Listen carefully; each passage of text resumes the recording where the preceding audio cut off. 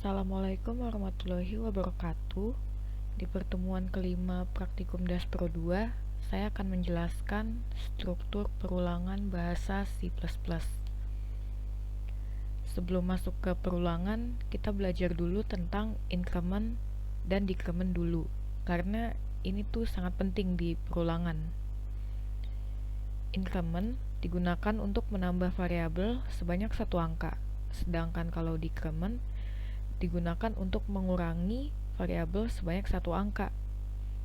Nah, kemudian increment dan decrement itu terpecah lagi jadi pre dan post. Kalau yang pre berarti dia di depan variabel, misalnya variabelnya A. Nah, kalau pre-increment berarti jadinya plus plus A. Nah, jadi variabel A ini ditambah dulu sebanyak satu angka, lalu ditampilkan hasilnya yang sudah ditambahkan. Lalu kalau post increment berarti jadinya A++.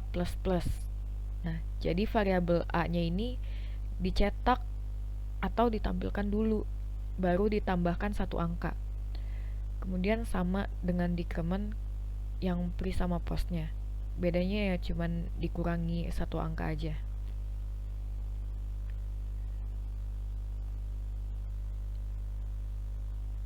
Nah, gini contohnya yang increment. Nah, jadi di sini saya mendeklarasikan variabel A dan B sama-sama nilainya 5. Ini kan increment ya. Berarti akan ditambahkan 1. Nah, di sini saya mencetak A nilai awalnya, kemudian kita increment, ini ada yang pre-increment sama ada yang post-increment, kemudian dicetak yang sudah di-increment. Nah, kalau kita run, nah sama aja kan, ini 5 itu nilai awalnya, kemudian 6 ini 6 hasil dari incrementnya. Nah, terus bedanya pre-increment sama post-increment apa? Nah, di sini bakal kelihatan bedanya di prosesnya ya.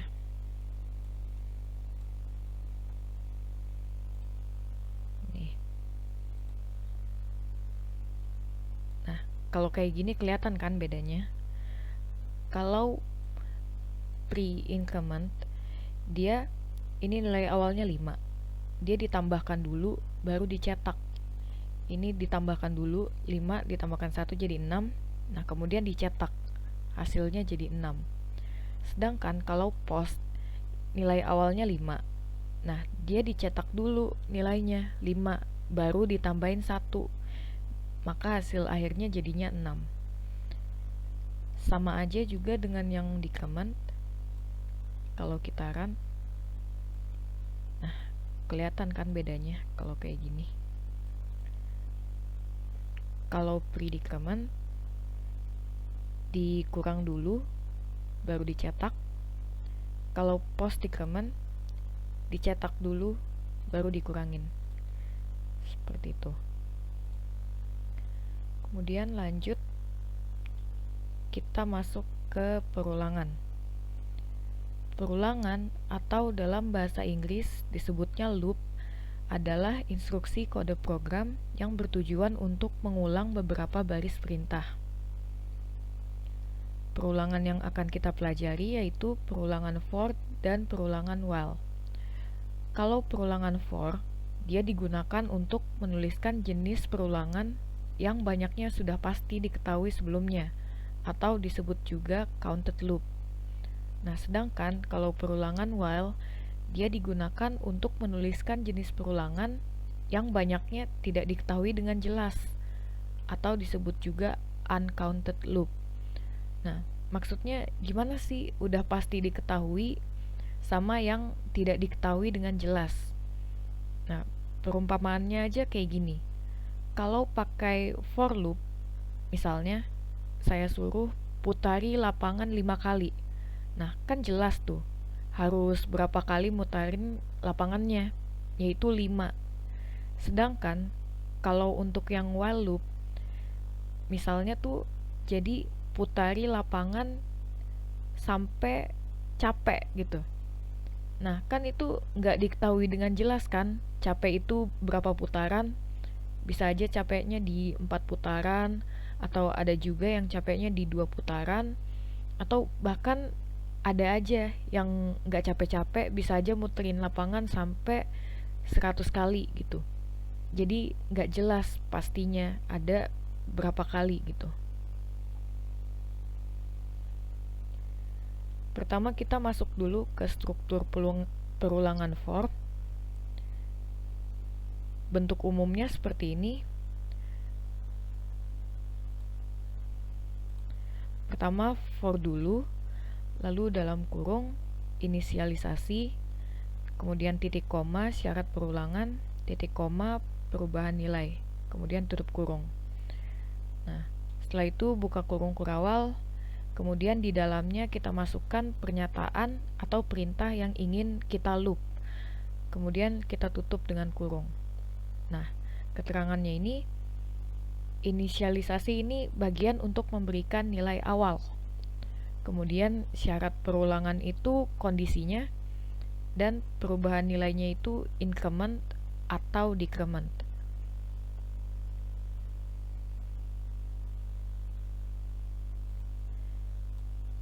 Nah, misalnya kayak penjelasan di awal, saya suruh berlarilah sebanyak 5 putaran.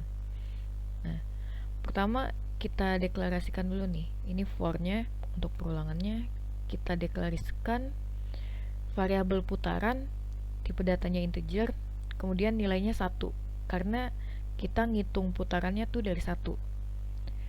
Kemudian titik koma dulu, baru kondisinya. Kondisinya ini kurang dari sama dengan 5. Lalu setelah itu increment, karena kita ngitungnya naik ya dari 1, 2, 3, 4, 5. Selama hitungannya masih kurang dari sama dengan 5, maka dia masih harus lanjut muterin lapangannya.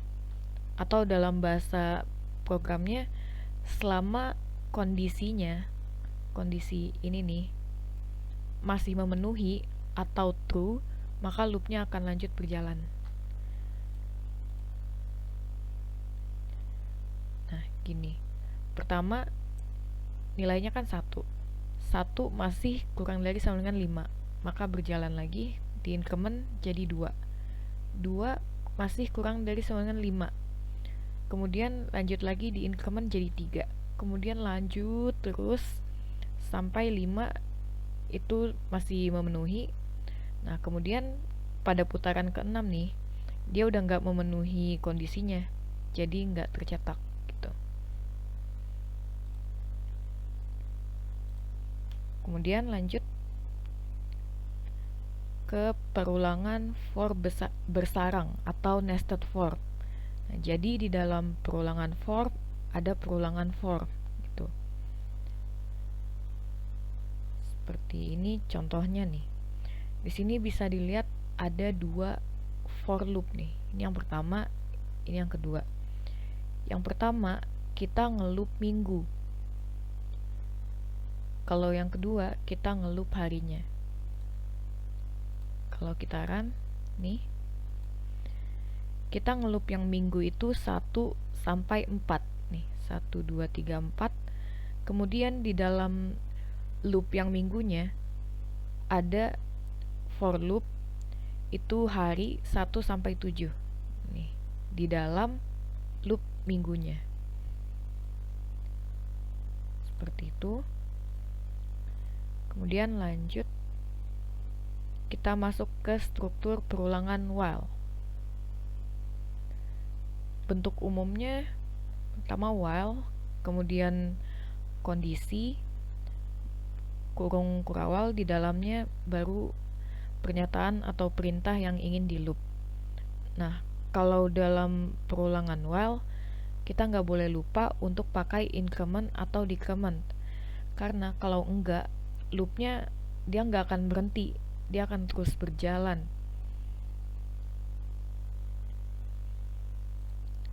Nih, kita lanjut lagi sama seperti di perumpamaan di awal. Saya suruh berlarilah keliling lapangan sampai capek gitu. Jadi selama belum capek dia terus lari gitu. Kita coba run nih. Berlarilah, putari lapangan hingga capek. Misalnya putaran pertama nih belum capek, kita lanjut lari. Putaran kedua belum capek, oke.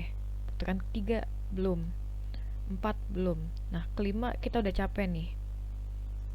Nah, maka kita akhirnya cuman muterin 4 putaran gitu. Nah, ini bisa capeknya tuh bisa berapa aja, bisa berapa banyak putaran, bisa 10, bisa 7. Nah, jadi ini angka loopnya berapa kali berjalan itu nggak pasti gitu. Kemudian lanjut ke struktur perulangan do while. Nah, bedanya sama while yang sebelumnya itu apa? Kalau while biasa ini dia kondisi dulu baru pernyataan. Kalau do while dia pernyataan dulu baru kondisinya. Jadi kebalik. Nah, karena pernyataan dulu baru kondisi, jadi dia berjalan dulu sekali, minimal berjalan sekali, maupun kondisinya benar atau salah, karena dia tuh belum diperiksa, karena kondisinya tuh ada di bawah pernyataan. Jadi berjalan dari atas, dia ngejalanin pernyataannya dulu, baru dia ngecek kondisinya. Nah, jadi misal pun kondisinya salah di sini, jadi programnya berhenti, tapi kita udah ngejalanin satu kali gitu. Tapi kalau misalnya kondisinya true, pertama kita jalanin pernyataannya, kemudian true, jadi balik lagi ke do. Kemudian ini berjalan lagi pernyataannya, kondisinya masih true, berjalan lagi, terus sampai kondisinya sudah tidak memenuhi lagi.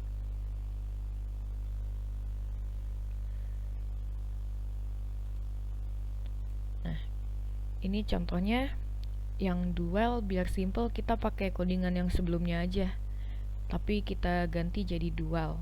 Nah, ini berlarilah sebanyak 5 putaran.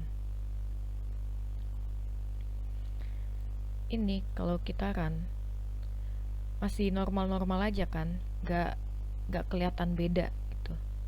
Nah, tapi nih kalau misalnya kita ubah kondisinya jadi gak memenuhi, nih 1 itu tidak kurang dari sama dengan 0 kan, berarti kondisinya salah. Tapi kalau kita run, nah dia akan berjalan satu kali. Ini dia akan menjalankan yang ini dulu, yang di dalam do sekali. Kemudian pas dicek di while, ini kondisinya false, maka loopnya berhenti.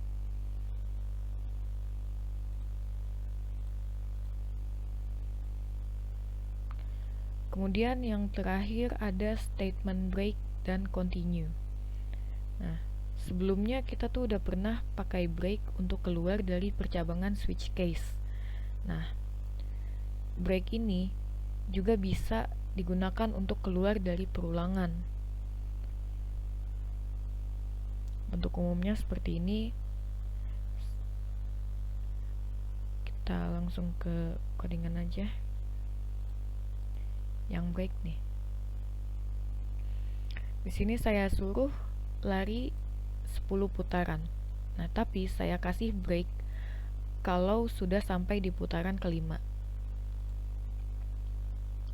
Kalau kita run, nah seharusnya loopnya sampai 10, tapi saya break di putaran kelima nih.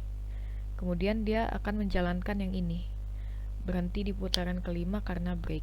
Jadi dia keluar dari perulangan for-nya ini dan lanjut ke codingan selanjutnya di luar loopnya. Jadi dia keluar dari loop. Sedangkan kalau yang continue, justru dia akan melanjutkan proses pengulangannya. Seperti bentuk umumnya nih. Kalau continue, dia akan balik lagi ke kondisi. Continue, balik lagi ke kondisi. Kita lihat contohnya sini. Nah, misalnya sama kayak tadi, saya suruh 10 putaran. Tapi pas udah sampai di putaran kelima, saya mau kasih selamat karena udah sampai di putaran kelima gitu.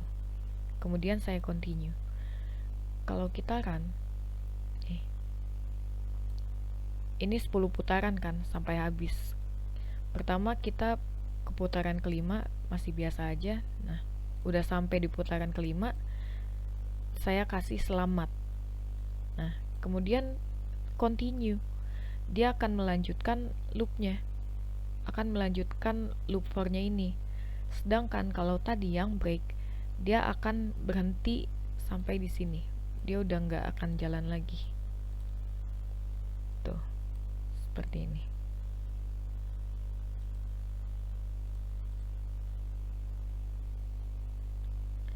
Sekian, itu saja materi dari pertemuan kelima Praktikum Daspro 2.